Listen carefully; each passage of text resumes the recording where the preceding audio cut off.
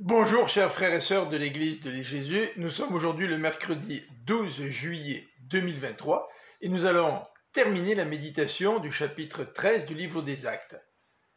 Acte 13, versets 44 à 52. Hier, nous avons vu que Paul et Barnabas ont annoncé la bonne nouvelle à la synagogue à Antioche de Pisidie.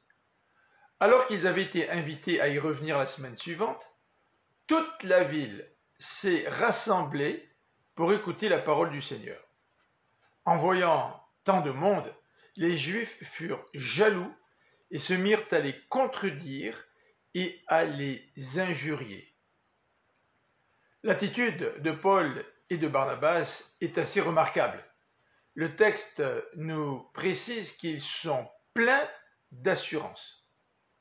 Devant une telle opposition, quel aurait été notre comportement?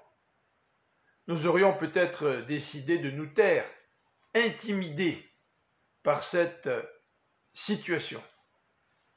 Ce ne fut pas le cas de nos deux missionnaires. Ils ont été extrêmement directs envers les Juifs. Voici ce qu'ils leur dirent. Nous devions vous annoncer la parole en premier.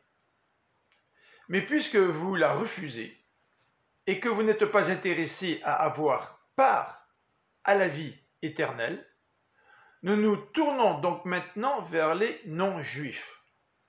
En effet, notre mission est d'apporter le salut à toutes les nations jusqu'au bout du monde. À ces mots, les non-juifs furent remplis de joie. Ils louèrent Dieu pour sa parole. Remarquons le verset 48. Et tous ceux qui étaient destinés à la vie éternelle crurent. La parole du Seigneur se répandit dans toute la région.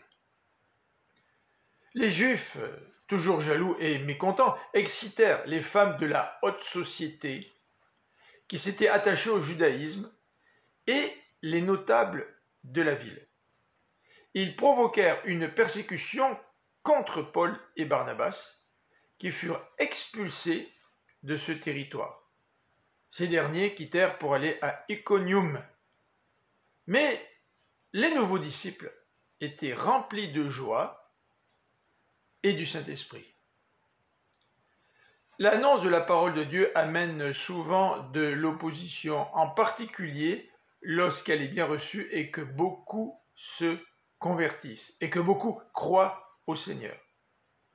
Si c'est le cas, soyons comme Paul et Barnabas, pleins d'assurance, sachant que ceux qui sont destinés à la vie éternelle vont croire. Je vous souhaite une bonne fin de journée, que le Seigneur vous bénisse. À demain.